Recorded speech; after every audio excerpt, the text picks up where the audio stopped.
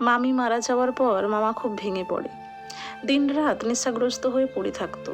সবাই তাকে অনেক বুঝিয়েছে, কিন্তু মামা কারো কোথায় কান না দিয়ে দ্বিতীয় বিয়ে করে। মামার 2 মেয়ে। বড় মেয়ের নাম রুমা, বয়স 17। ছোট মেয়ে ঝুমা, বয়স 14। সৎমা বাড়িতে আসার পর থেকে রোমাদি আর ঝুমার ওপর শুরু হয় অত্যাচার। ওদেরকে দুবেলা ঠিক করে খেতেও দিত না, অথচ 2 বোনকে দিয়ে বাড়ির সব কাজ করাতো। রমাদি মাধ্যমিক দেওয়ার পরই মামি মারা যায়। 11-এ ভর্তি হয়েছিল ঠিকই, কিন্তু আর স্কুল যাওয়া হয়নি। আমার মা মাসিরা সবাই বলে, সৎ মায়ের হাতে মার খাওয়ার থেকে চল আমরা সবাই মিলে রোমার বিয়ে দিয়ে দিই। আমার সৎ মামি সবার মুখের ওপর জানিয়ে দেয়, ওই মেয়েদের জন্য আমরা একটা কানাকড়িও খরচ করতে পারবো না। ওদের প্রতি যাদের দরদ উতলে উঠেছে তারা দিয়ে দিক না বিয়েটা, দেখবো কত ধানে কত চাল, ফ্রিতে জ্ঞান দিতে এসেছে সব। কথাগুলো সহ্যের সীমা ছাড়িয়ে দেয়। আমার মা বলে, শোনো মিতা, তোমাকে অত কথা বলতে হবে না। মা হারা 2টো মেয়ের ওপর তুমি যেভাবে অত্যাচার করছো, তোমার ওপর আমরা কিছুই আশা করি না। আরে তোমাকে তো পুলিশে দেওয়া দরকার। কি বললে তুমি? দেখো গো দেখো, তোমার দিদি কি বলছে, আমাকে নাকি পুলিশে দেবে। আরে ও কি বলবে, ও তো বউয়ের গোলাম। যে মানুষ স্ত্রী মারা গেছে বছর ঘুরতে না ঘুরতেই দ্বিতীয় বিয়ে করে, মেয়েদের ওপর অত্যাচার হচ্ছে জেনেও মুখ বুজে সব কিছু সহ্য করে, সে বউয়ের গোলাম না তো আর কি? আমার মামা ধমকে বলে ওঠে, দিদি একদম ধমকাবি না, অপদার্থ একটা। আমি নিয়ে যাচ্ছি তোর 2 মেয়েকে, দেখি তোর মেয়েদের বিয়ে দিতে পারি কিনা। আরে কিছু না পারি, দুবেলা তো ওদের মুখে নুন ভাত হাসি মুখে তুলে দিতে পারবো। আমার মা রোমাদি আর ঝুমাকে আমাদের বাড়িতে নিয়ে আসে।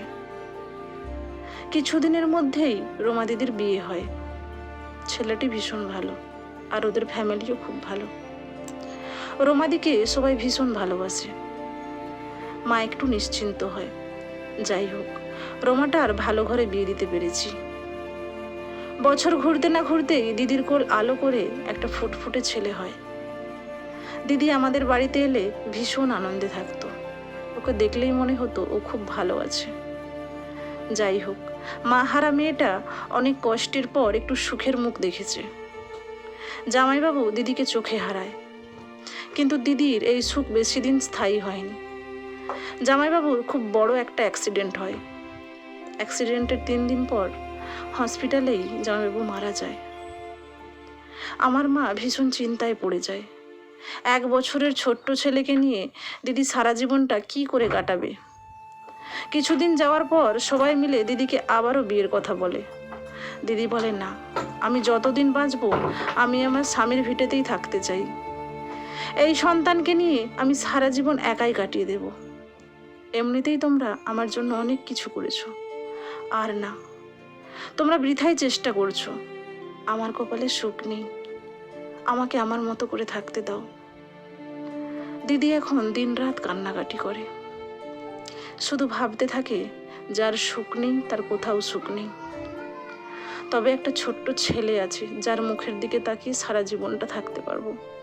তবে হ্যাঁ, দিদির শ্বশুর শাশুড়ি যেন মাটির মানুষ। ওনারা দিদিকে খুব ভালোবাসেন। আরও 1 বছর এইভাবেই কেটে যায়। একদিন দিদির শাশুড়ি মা আমাদের বাড়িতে আসেন। মা ওনাকে চা জল খাবার খেতে দেয়। মাসিমা মাকে বলেন, দিদি, একটা আশা নিয়ে আপনার কাছে এসেছি। বউটার মুখের দিকে তাকাতে পারি না। ছেলেটা চলে যাওয়ার পর থেকে বউটার জন্য আমার বুক ফেটে যায়। ওর কতটুকুই বা বয়স বলুন। বলছিলাম, দিদি, আমার ছোট ছেলে নিশানের সঙ্গে যদি ওর আবার বিয়ে দিই। আমার মা কিছুক্ষণ ভেবে বলে, এ তো ভালো কথা।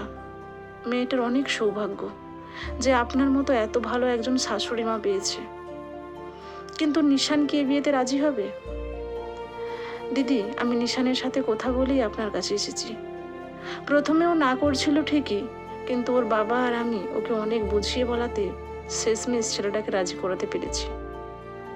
বলছিলাম, দিদি, আমি কিছুতেই মেয়েটাকে এই কথা বলতে পারছি না। আমার মা বলে, ঠিক আছে দিদি, আপনি নিশ্চিন্তে বাড়ি যান। আমি রোমাকে বুঝিয়ে বলবো, আমি ওকে রাজি করাবো। আমি আর আমার মা রোমা দিদির বাড়ি যাই। মা দিদিকে বলে, রোমা, বলছিলাম মা, আমরা তোর দেওরের সাথে আবার তোর বিয়ের দেওয়ার সিদ্ধান্ত নিয়েছি। এসব তুমি কি বলছো পিসি? আমি তো বলেছি আমি আর বিয়ে করব না, একাই কাটিয়ে দেবো সারা জীবন, এই ছেলে তো আছে। মারে, কথাটা বলা যতটা সহজ, বাস্তবটা যে ততটাই কঠিন রে মা। তোর শ্বশুর শাশুড়ি অনেক ভালো মানুষ, অনেক কষ্টে তোর দেওরকে রাজি করিয়েছে। এখন তুই রাজি হয়ে যা মা। ছোট্ট ছেলেটাকে বাবার স্নেহ ভালোবাসা থেকে বঞ্চিত করিস না।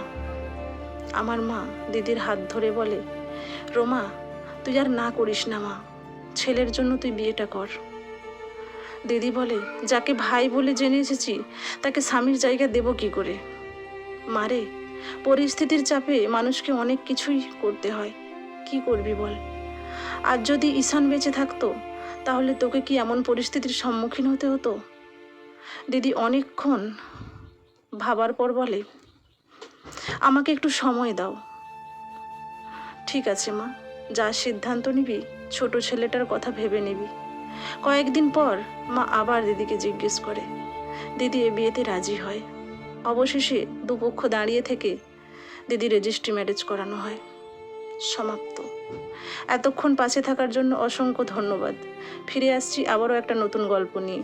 সবাই ভালো থাকবেন, সুস্থ থাকবেন। ধন্যবাদ।